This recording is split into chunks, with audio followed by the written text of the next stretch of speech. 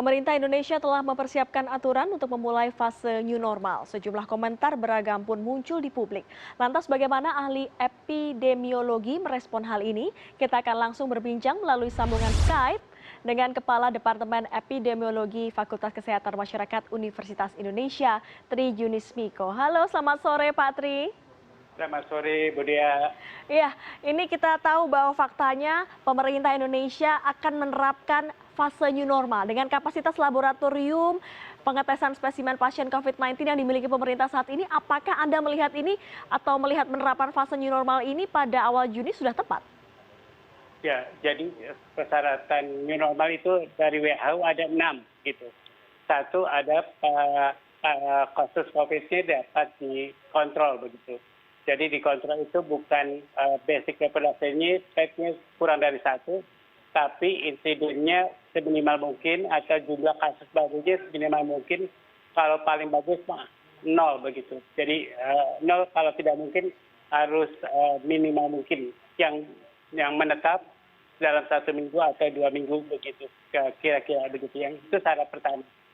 Syarat kedua adalah fungsi deteksi dan fungsi lab begitu, testing, kemudian fungsi isolasi dan fungsi karantin bisa dilakukan begitu di daerah tersebut begitu. Yang ketiga adalah kasus import dapat diketahui. Jadi kalau dari daerah Bekasi, apakah kasusnya dari daerah Bekasi, apakah kasusnya dari daerah Kerawang, itu dapat diketahui begitu. Keempat adalah kasus import itu dapat juga dideteksi begitu. Kelima adalah kesiapan dari tempat kerja terhadap minimalisasi faktor risiko terhadap COVID-19. Kemudian keenam adalah partisipasi masyarakat begitu. Pak Tri, ini ada 25 daerah, baik kota maupun kabupaten, yang kemudian akan menerapkan fase new normal ini. Dalam masa hari raya ini kan ada mobilitas manusia yang berkali-kali lipat dari masa sebelum hari raya. Apakah kemudian daerah-daerah yang menjadi tujuan mudik harus mempersiapkan diri untuk mengatasi penyebaran COVID-19 ini? Ya, jadi kalau daerah tersebut, kalau kasusnya sudah memenuhi 6 kriteria tadi, begitu 6 kriteria yang oleh WHO ditentukan, berarti dia boleh begitu. Apalagi dari 500-an kabupaten ada 200 yang masih belum ada kasus COVID-nya begitu. Jadi dia tentu saja kabupaten tersebut boleh melakukan new normal life. Tapi kalau dari pengamatan Anda, penelitian Anda, bagaimana dengan pemerintah daerah sendiri? Apakah Anda melihat mereka kemudian sudah mulai mempersiapkan? Karena tentunya pandemi ini kan tidak ada yang siap. Kalau dibilang tidak ada yang siap, memang tidak ada yang siap. Bagaimana Anda melihat sejauh ini dari daerah-daerah? Jadi kalau di daerah sekarang kan sudah ada 78 lab begitu. Jadi 78 lab akan merupakan rujukan dari kabupaten ke provinsi begitu. Provinsi kita cuma 34, berarti di dua provinsi ada 2 lab begitu. Kira-kira begitu.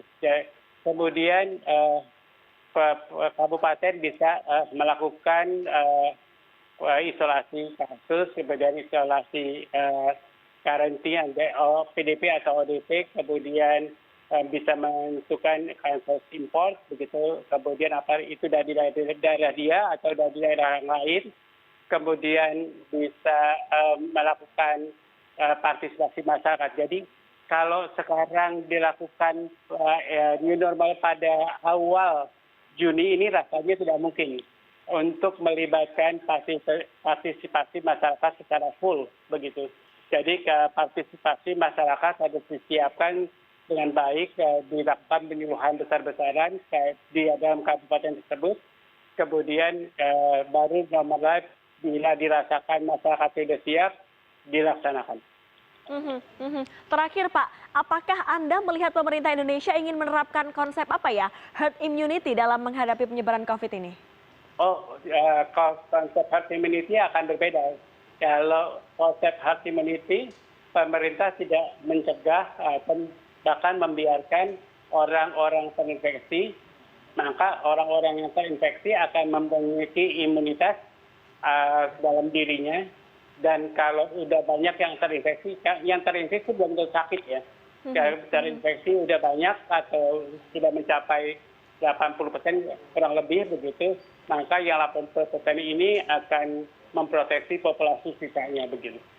Baik, terima kasih perbincangannya Pak Tri Yunis Miko. Ini adalah eh, Kepala Departemen Epidemiologi Fakultas Kesehatan Masyarakat Universitas Indonesia. Terima kasih sudah bergabung bersama kami.